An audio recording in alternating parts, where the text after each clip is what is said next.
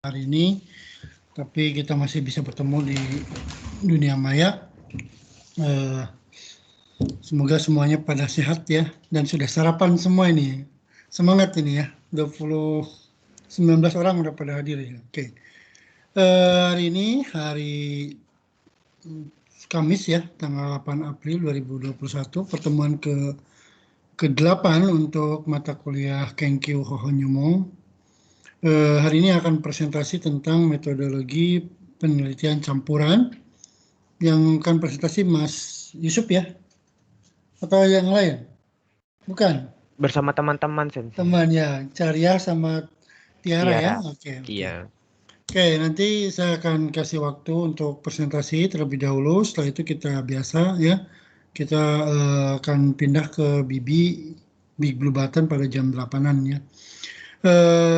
Jadi yang seperti tadi saya sampaikan di video itu, bukan saya yang menyampaikan, Mas Jamil Azaini itu ya, bahwa kita terus punya target kehidupan ya, kemudian target Anda sebagai mahasiswa juga sama, walaupun di suasana pandemik tapi tetap harus berkarya, melakukan kegiatan positif untuk mencapai tujuan Anda ya. Paling tidak Kenkyu Hohonyumo ini adalah sebagai cara untuk Anda mencapai goal akhir nanti pada semester 8 atau semester 7 ya. Anda bisa mendapatkan sebuah topik penelitian sehingga kelancaran skripsi ini bisa diukur gitu ya. Jadi kalau dari sekarang ini April 2021,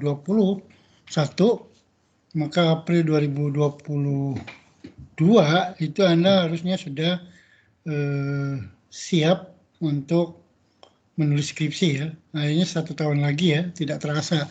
Karena nanti 1 semester itu mengisi mata kuliah Kenkyu Nihongo Kenkyu atau Nihongo Kyoiku. Kemudian bulan Januari 2022 itu Anda ikut Sempro. Nah, di April ini adalah Anda harus sudah menulis skripsi, dan kalau bisa Juni 2022 itu udah ujian pendadaran ya, sehingga wisuda paling lambat misalnya Agustus ya, atau September 2022, sehingga lulus 4 tahun tepat waktu itu bisa tercapai. Jadi ada waktu 1 tahun, Anda silakan buat target ya, capai semua target itu dengan kegiatan-kegiatan yang positif, terutama yang pertama misalnya kuliah harus lulus semua tanpa ada kendala ya. Kemudian nilai-nilai misalnya baca tulis Al-Quran, bahasa Inggris ya, TOEFL, yang lain-lainnya itu jangan sampai Anda ada masalah, harus mengulangi lagi dan sebagainya. Kemudian termasuk juga sertifikat untuk SKPI ya, surat keterangan pendamping ijazah juga itu harus dipersiapkan dari sekarang sehingga nanti tidak terburu-buru, sehingga pas pada waktu ujian sidang Anda tidak harus mencari dokumen-dokumen tersebut karena sudah punya semuanya. Ya, insya Allah masih 1 tahun lagi menikmati kebersamaan di PBJ UMY, tapi paling tidak kita harus mempersiapkan juga untuk menyelesaikan studi ini sesuai dengan jangka waktu yang ditentukan. Kecuali kalau Anda masih betah dan ingin menjadi investor ya di UMY. Oke, baik, kita mulai perkuliahan hari ini ya dengan ucapan basmalah bersama-sama seperti biasa dan membaca doa menuntut ilmu seperti biasa. Harusnya kan kita membaca Al-Quran, tapi saya sampaikan membaca menuntut ilmu saja seperti biasa. Bismillahirrahmanirrahim. Raditu billahi robba wa bil islami dina wa bi muhammadin nabiyya wa rasulah. Rabbi jidni ilma warjukni fahma, amin. Baik, hari ini kita akan mendengarkan presentasi kelompok Yusuf, Carya, dan Tiara tentang penelitian metode campuran, yaitu metode penelitian kualitatif dan kuantitatif. Kemudian nanti di sebelum liburan Ramadan dan Idul Fitri, kita akan coba melihat langsung praktik ya, misalnya mereview jurnal atau melihat jurnal-jurnal yang yang berhubungan dengan penelitian kebahasaan nanti pertemuan 8 sekarang ya, masih metodologi penelitian campuran, kemudian statistik, dan nanti pertemuan 9, 10 atau 11 ya, kita akan coba lihat review jurnal. Kemudian selama 1 bulan liburan itu kita isi dengan membaca jurnal, dan setelah lebaran nanti kita coba melihat hasil dari review Anda itu. Baik, untuk mempersingkat waktu, hari ini sayangnya udah hadir semua ya, udah 22 orang. Nanti saya tidak perlu absensi dulu, kita langsung saja mendengarkan presentasi dari kelompok. Silakan Mas Yusuf di-share, dan waktu dan tempat saya persilakan.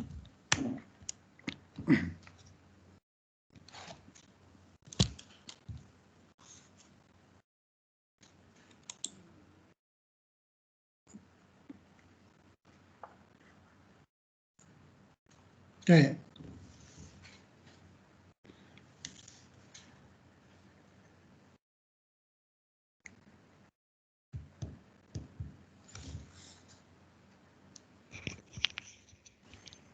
Oke, assalamualaikum warahmatullahi wabarakatuh. Waalaikumsalam. Kami dari kelompok 5 beranggotakan Tiara Kurnia Fajriyati, Cariyah, dan saya sendiri Emre Yusuf Ali akan mempresentasikan metodologi penelitian campuran. Untuk materi pertama akan disampaikan oleh Tiara Sang. Untuk Tiara Sang dipersilahkan. Terima kasih Yusuf San. Pertama saya akan menjelaskan dari definisi terlebih dahulu. Menurut Creswell, dari penelitiannya yang diterbitkan pada tahun 2009, metode kombinasi atau campuran atau gabungan merupakan pendekatan penelitian yang menggabungkan atau menghubungkan metode penelitian kuantitatif dan kualitatif. Metode penelitian kombinasi akan berguna bila metode kuantitatif atau metode kualitatif secara sendiri-sendiri tidak cukup akurat digunakan untuk memahami permasalahan penelitian, atau dengan menggunakan metode kualitatif dan kuantitatif dan kualitatif secara kombinasi akan dapat memperoleh pemahaman yang paling baik bila dibandingkan dengan satu metode. Selanjutnya, ciri-ciri dari metode penelitian campuran atau kombinasi, yaitu pertama, memuat atau mengumpulkan antara data kualitatif dan data kuantitatif. Selanjutnya, memiliki kerangka dan alasan yang logis tentang penggunaan metode penelitian gabungan. Lalu, memungkinkan adanya prioritas terhadap salah satu metode yang digunakan dibanding metode lainnya. Lalu kemudian memungkinkan adanya pengurutan penggunaan satu metode yang kemudian diikuti oleh metode lainnya. Analisis data pada metode penelitian gabungan harus disesuaikan dengan model penelitian gabungan yang dipilih. Dan yang terakhir, memiliki jenis diagram yang khas, yaitu diagram yang menunjukkan proses penggunaan kedua data atau metode penelitian, urutan penggunaannya, dan prioritasnya. Selanjutnya akan disampaikan oleh Haria. Terima Waktu kasih. dan tepat dipersilahkan. Terima kasih Tiara. Selanjutnya saya akan menjelaskan kapan metode campuran atau gabungan digunakan. Nah, menurut Macmillan dapat dipertimbangkan digunakannya metode ini. Yang pertama, ketika penggunaan pendekatan kuantitatif maupun kualitatif secara parsial tidak cukup membantu peneliti untuk memahami permasalahan hasil risetnya. Yang kedua, ketika hasil yang didapatkan dari data kuantitatif tidak cukup memadai untuk menjelaskan outcomes sehingga dibutuhkan data tambahan yang berguna untuk membantu menginterpretasikan temuan. Yang ketiga, sejak awal data kualitatif yang ada memang membutuhkan teknik kuantitatif untuk menyelesaikan masalah penelitiannya. Terus ada langkah-langkahnya. Yang pertama, menetapkan pertanyaan penelitian. Yang kedua, memutuskan apakah metode penelitian kombinasi dapat diterapkan untuk menjawab pertanyaan. Yang ketiga, memilih ragam model penelitian kombinasi yang cocok. Yang keempat, pengumpulan data lapangan. Yang kelima, analisis data. Keenam, interpretasi data. Ketujuh, menetapkan keabsahan data. Yang terakhir, membuat kesimpulan penelitian dan menulis laporan penelitian. Terus ada kelebihan dan kekurangannya. Untuk kelebihannya, yang pertama, penelitian gabungan hasilnya lebih komprehensif karena akan menjawab semua pertanyaan penelitian. Data yang lebih akurat karena proses pengambilan data dilakukan dengan menggunakan metode kuantitatif dan kualitatif. Yang ketiga, penelitian gabungan dapat membuat peneliti lebih mendalami suatu masalah yang diteliti. Keempat, penelitian gabungan dapat membuka pandangan peneliti mengenai masalah yang memungkinkan peneliti bebas dalam menentukan metode yang digunakan sesuai dengan masalah yang diteliti. Yang kelima, penelitian gabungan bukan hanya menggambarkan secara umum suatu fenomena, namun menggambarkan secara komprehensif dan mendalam, lalu terstruktur mengutamakan proses dan produk.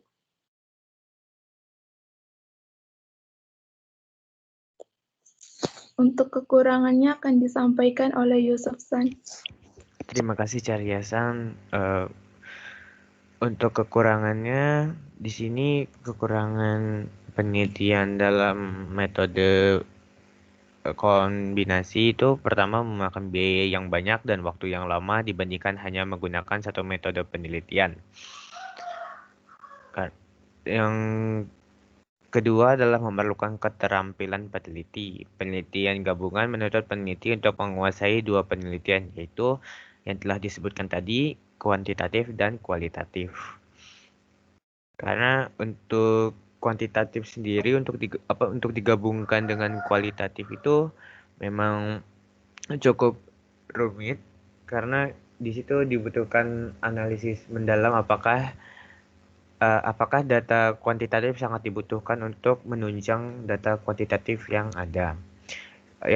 Yang ketiga adalah organisasi tim peneliti yang baik yang sangat diperlukan karena memang tanpa organisasi tim yang baik maka akan banyak hal-hal akan banyak berantakan dikarenakan organisasi tim yang tidak baik. Selanjutnya di sini ada perbandingan metode penelitian campuran kuantitatif dan kualitatif.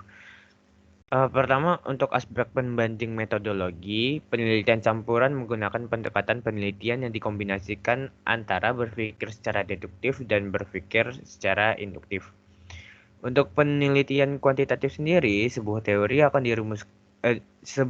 dirumuskan hipotesisnya dulu, lalu ada pengumpulan data dan dari data itu dikontradiksikan dengan teori. Jadi itu seperti mengemukakan satu pendapat dulu lalu dilakukan penelitian. Setelah dilakukan penelitian itu hasil penelitian itu akan dibandingkan dengan teori tersebut.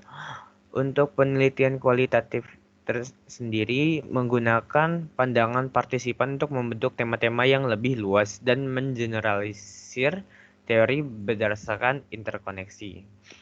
Lalu untuk aspek pembanding analisis data, penelitian campuran memiliki analisis data kuantitatif dan kualitatif. Untuk kuantitatif sendiri, analisis data kuantitatif menggunakan analisis statistik berdasarkan skor yang terkumpul dari instrumen. Untuk kualitatif, itu menggunakan kata, kalimat, image, pendapat dikelompokkan sesuai jenisnya menurut kelompok informasi. Jadi Karena kualitatif itu merupakan penelitian yang deskriptif, maka di sini lebih ditekankan kepada deskripsi dan analisis yang mendalam tanpa adanya statistik ataupun data-data yang berhubungan dengan angka. Untuk aspek pembanding pengumpulan, penelitian campuran itu memiliki dua instrumen yaitu open-ended dan closed-ended. Untuk penelitian kuantitatif, informasi bersifat closed-ended saja atau jawabannya tertutup, misalnya seperti pengukuran sikap, perilaku yang informasinya diperoleh dari dokumen, catatan hasil sensus, catatan kehadiran, dan sebagainya. Untuk penelitian kualitatif sendiri, informasi bersifat open-ended atau jawabannya terbuka yang dikumpulkan oleh peneliti, melakukan interview, angket dengan partisipan, dan sebagainya. Lalu selanjutnya ada contoh judul penelitian yang menggunakan metode campuran. Sebenarnya untuk menganalisis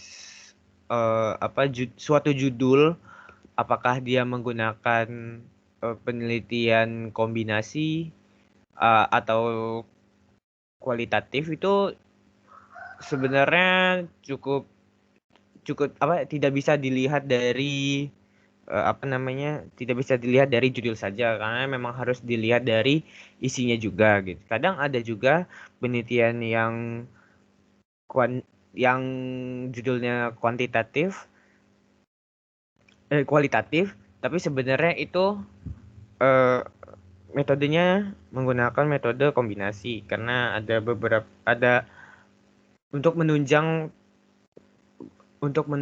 penelitian bersifat kualitatif tadi. Ini contoh yang bisa kita beri adalah contohnya analisis kesalahan penggunaan kata kerja kausatif yaitu atau shiekidoshi dalam kalimat bahasa Jepang. Lalu ada frekuensi penggunaan bahasa Jepang mahasiswa prodi pendidikan bahasa Jepang UNES. Di sini ada source atau kutipan-kutipan yang kita ambil. Terima kasih. Apakah ada pertanyaan? Kita buka sesi pertanyaan karena sudah selesai.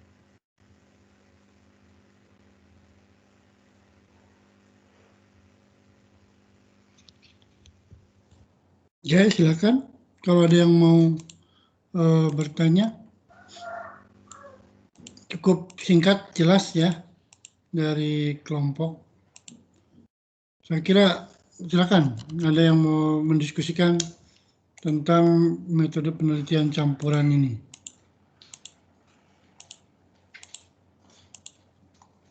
Masih? Silakan. Kalau nggak ada masalah, bagus lah ya. Semuanya berarti tidak mempunyai masalah. Kalau metodologi itu memang dari dulu sampai kapanpun metodologi itu tidak jauh dari dua itu ya.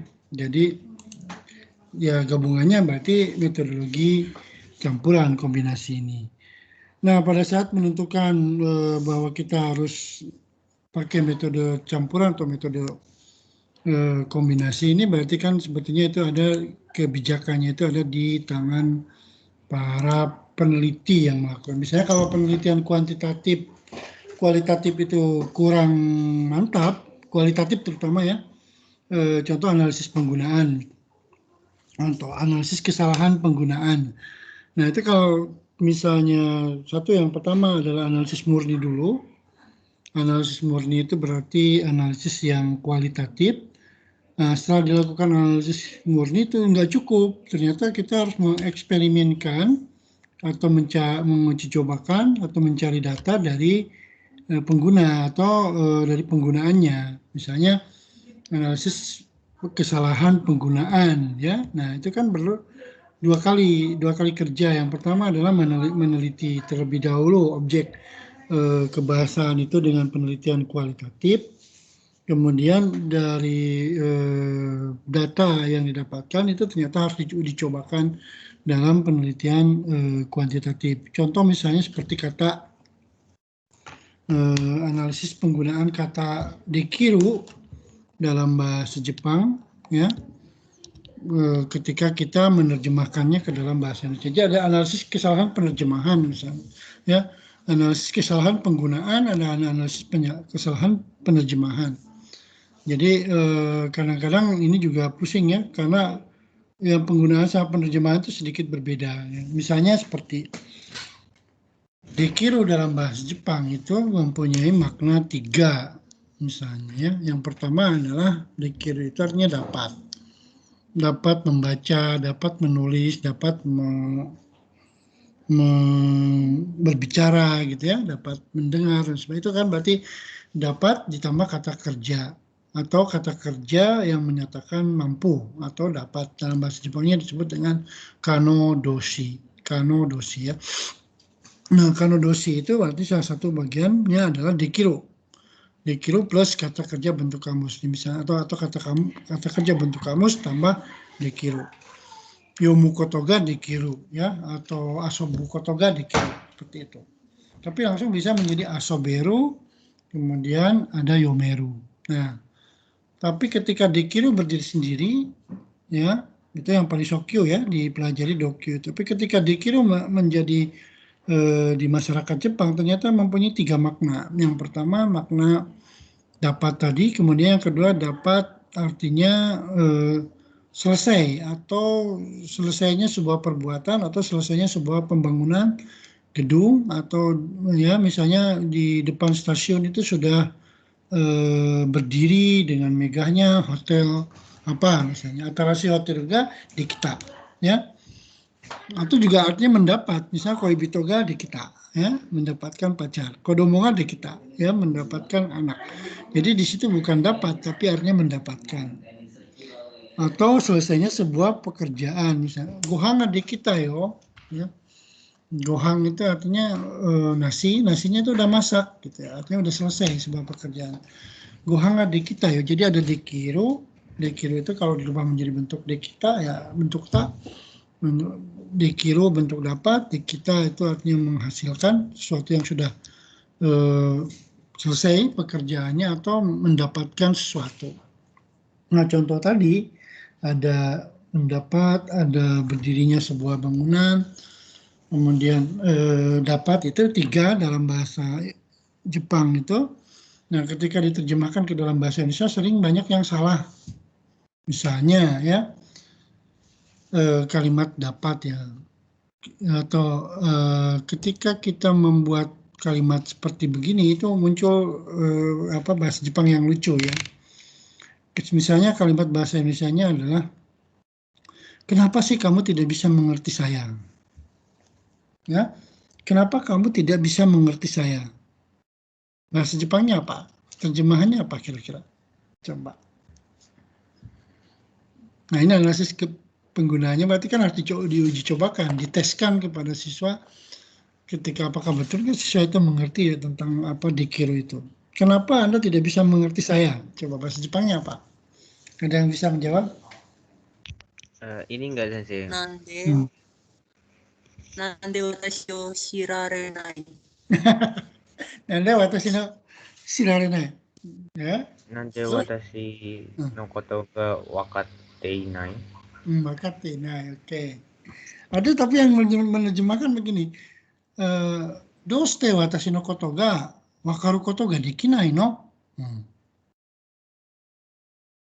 Betul nggak? Doste anata wa watashi no koto ga wakaru koto ga dekinai no? Betul nggak kalimat itu? Wakaru koto ga dekinai. Benar, Sensei. Hah? Benar? Iya. Nah, itu pola pikir orang Indonesia. Wakaru koto ga dekinai. Nah, kalau pola pikir Jepang beda. Wakaru itu sudah menyatakan kemampuan. Jadi nggak boleh pakai kata kalimat wakaru koto ga dekinai. Harusnya pakai wakate kurenai. Ya. Doste watashi no koto wakate kurenai no. Di situ yang betulnya, bukan wakaru koto ga dekinai. Shirana itu nggak ada ya. Shiru itu udah menyatakan bentuk dapat. Shiru itu sudah menyatakan bentuk dapat, jadi nggak boleh pakai shiru kotoga dikiru. Kemudian wakaru juga nggak boleh pakai wakaru kotoga dikiru. Kalau rikai gimana Sensei? Rikai. Kalau misalkan rikai dekinai. Boleh. Kalau rikai dekinai, boleh. Kalau rikai kan rikai suru ya. Rikai suru itu artinya dekinai. Karena suru itu penggantinya ketika kita menjadi bentuk dapat adalah suru itu adalah dikiru. Nah, kalau itu boleh. Rikai dekinai. Tapi yang paling mudah itu adalah wakate kurenai ya. Wakate kurenai. Kenapa jadi kurenai gitu? Karena wakaru sendiri sebetulnya sudah menyatakan bahwa itu bentuk dapat. Ada kata kerja tertentu yang sudah menyatakan bahwa itu tidak perlu dirubah ke dalam bentuk dapat. Shiru tidak boleh menjadi shireru, ya, nggak boleh menjadi sirenai tadi. Muhammad Aditya tadi bilang sirenai itu nggak boleh. Shiruwa itu shiru kotoga dikiru, nggak boleh, ya. Jadi harus sirenai juga nggak boleh. Jadi shiru itu udah menyatakan mampu mengetahui, sehingga shiteiru, ya. Kemudian dengan shiteiru aja udah artinya bisa mengetahui. Yamada nggak shiteiru no? Nah itu berarti sudah bentuk dapat sebetulnya, walaupun bentuk kamus biasa. Kemudian mireru, kata kerja mireru atau kikoeru. Kikoeru itu udah kata kerja bentuk kamus biasa tapi sudah menyatakan dapat. Nah yang seperti itu banyak sekali siswa yang melakukan kesalahan dalam penggunaan karena pengaruh bahasa asing, pengaruh bahasa Indonesia tadi. Seperti Rizka tadi, itu betul saya ya. Nah, itu bahasa Indonesia betul.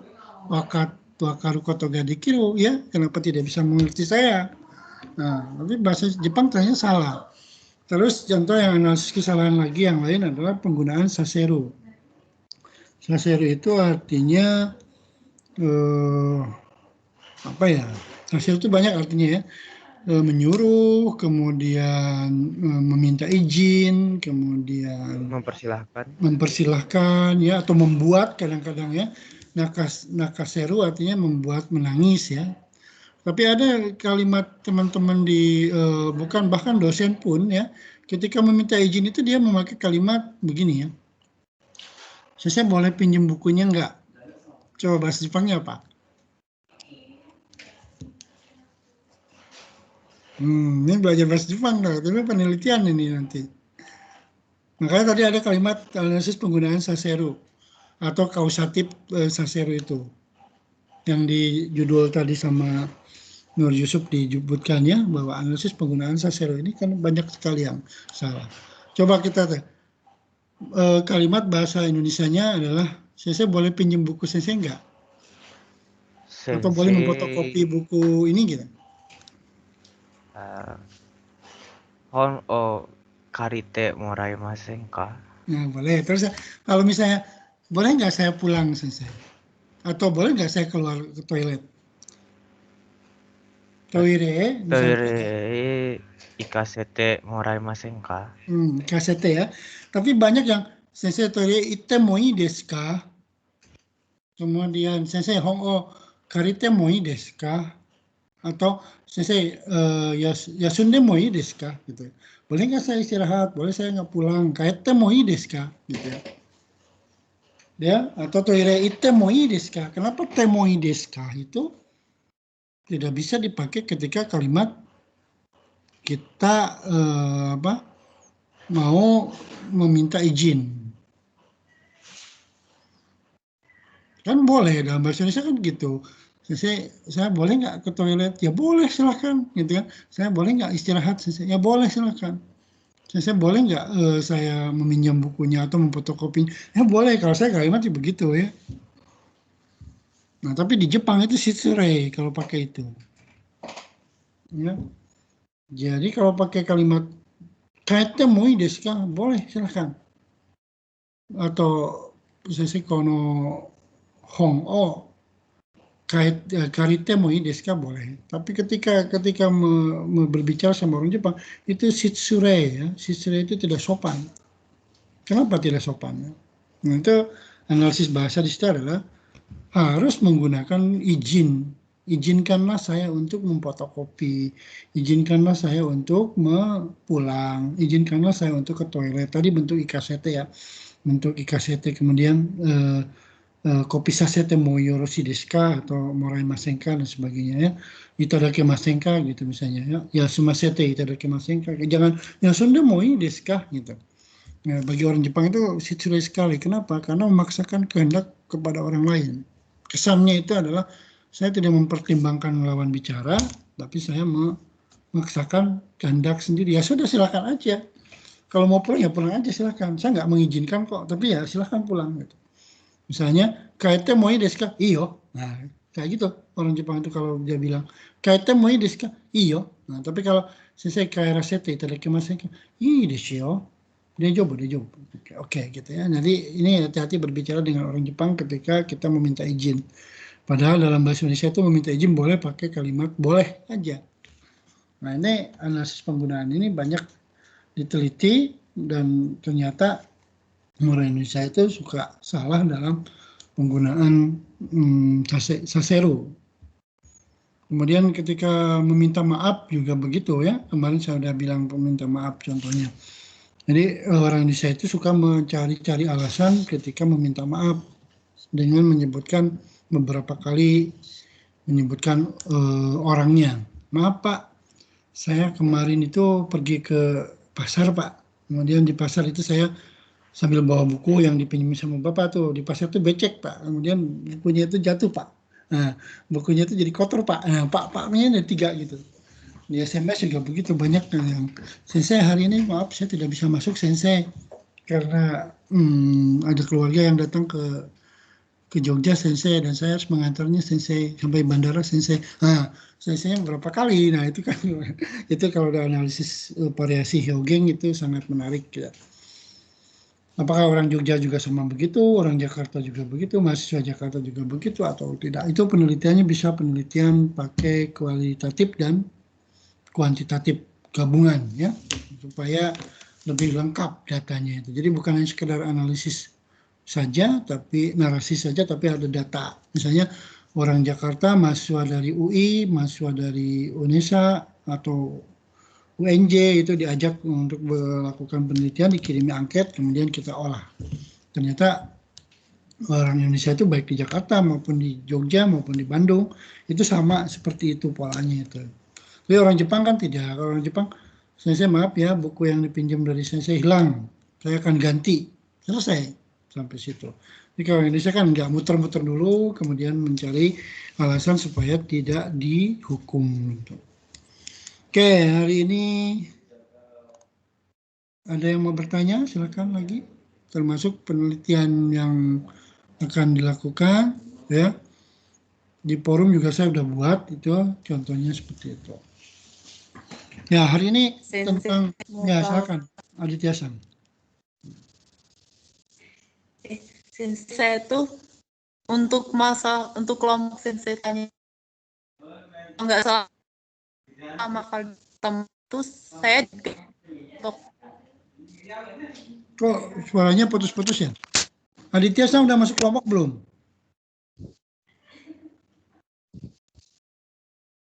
Halo? Aditya San masuk kelompok, udah masuk kelompok belum?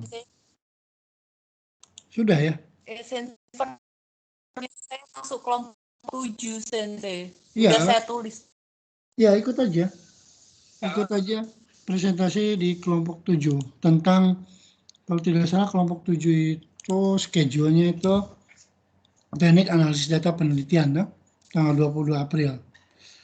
Ini Muhammad Aditya udah saya tulis ya, Meriana, Eka, dan Arif Kurniawan.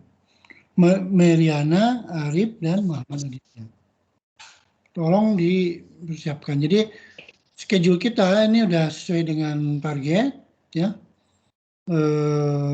Ada hari ini kan metode penelitian kombinasi, kemudian tanggal 15 teknik pengumpulan data penelitian dan instrumen, kemudian tanggal 22 itu teknik analisis data penelitian, dan tanggal 29 statistik untuk penelitian. Setelah itu tidak ada presentasi, tapi kita akan mereview jurnal tanggal 27 Mei, 3 Juni, 10 Juni, dan 17 Juli.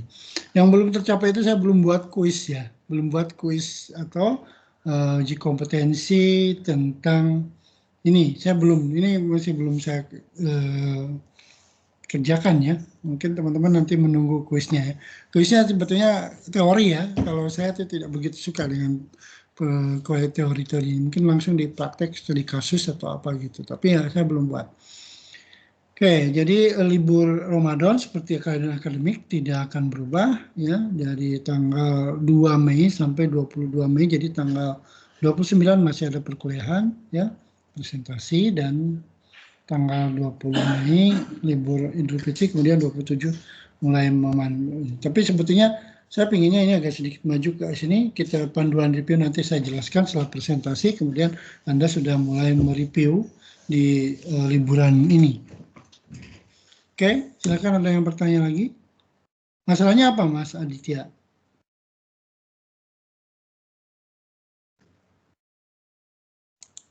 Ada lagi yang lain yang bertanya? Apa aja? Silakan. Kalau tidak ada, silakan ditutup saja, Mas Nur Yusuf, untuk presentasi kelompok. Oke, terima kasih atas perhatiannya. Kami ucapkan sekali lagi terima kasih atas perhatian saat kami berpresentasi, telah mendengarkan materi dengan baik. Kami tutup. Wassalamualaikum warahmatullahi wabarakatuh. Baik, oke ya. Kita supaya tidak sedikit menghemat kuota, kita pindah ke My Class ya. Jadi saya akan masuk di Big Blue Button, kemudian Anda silakan pindah ke Big Blue Button supaya perkuliahan kita tidak terlalu lama di MS Team-nya. Saya akan pindah ke sana dan teman-teman juga seperti biasa migrasi ke Big Blue Button pertemuan ke-8.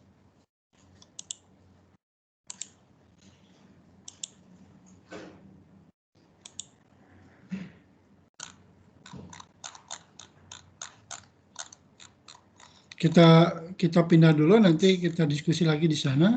Saya akan memberikan materi tambahan tentang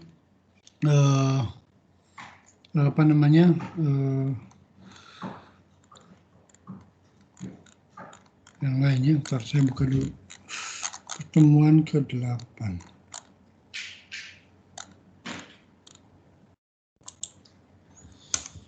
Biar ininya bisa dipakai ya.